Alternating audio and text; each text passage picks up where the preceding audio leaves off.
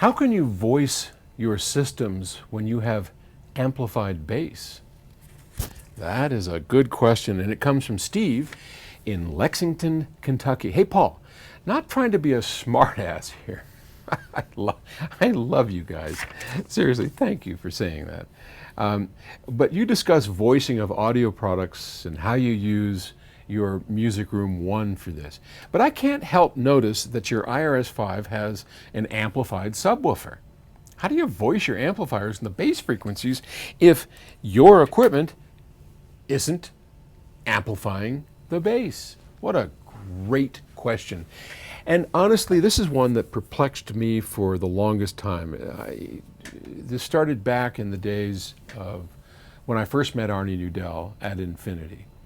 And Harry Pearson actually, his good friend, the writer HP at The Absolute Sound, who had introduced me to Arnie, and then subsequently Arnie, who really got me into speaker systems that had servo-controlled amplified bass. And one of my biggest worries way back then, this is in the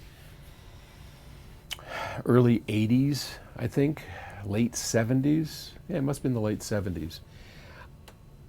I spent PS Audio company money on these fancy systems. First, the Infinity IRS, the RS1s, that's what they were called.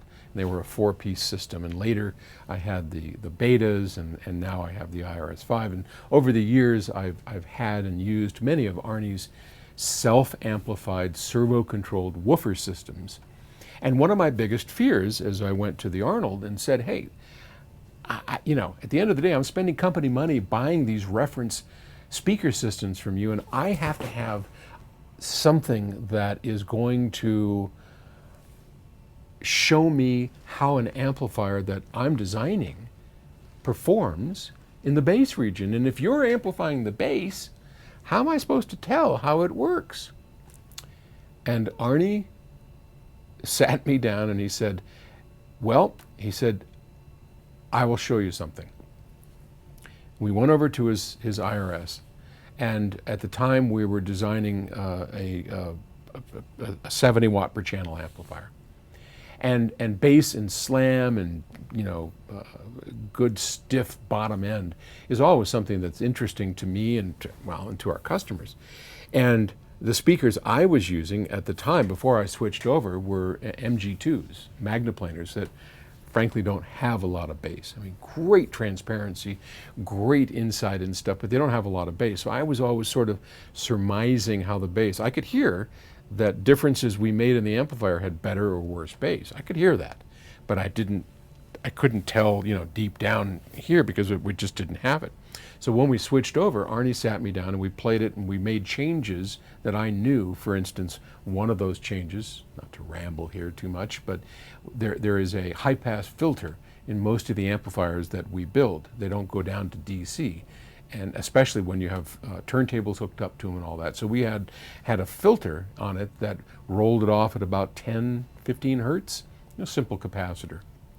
And I was experimenting at the time with, what were the effects of going lower, bigger capacitor, or higher to get rid of some of that subsonic energy that was sucking some of the life out of the amplifier, because it takes energy to try and reproduce those frequencies.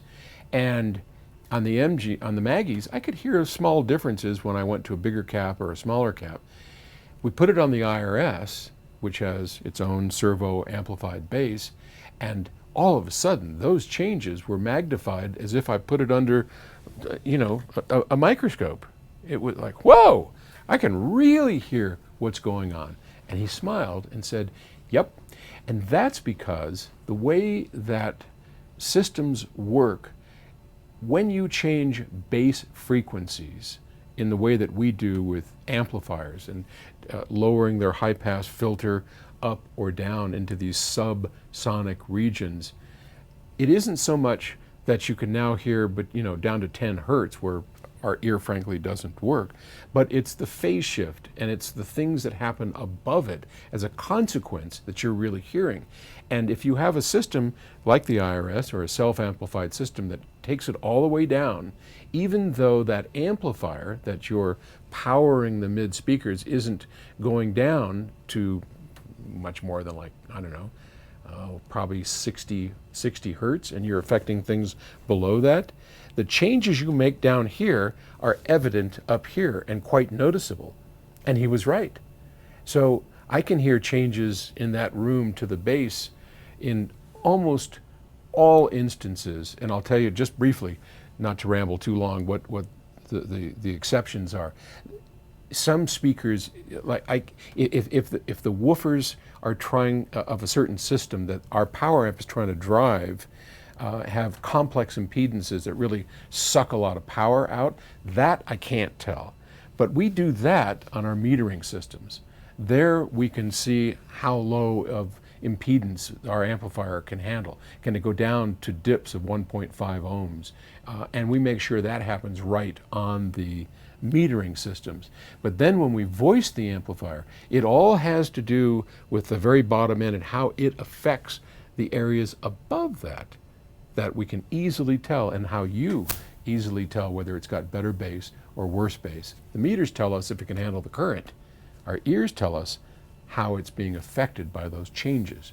And that is best told by a self-amplified woofer system. I hope that helps. Thanks. Bye.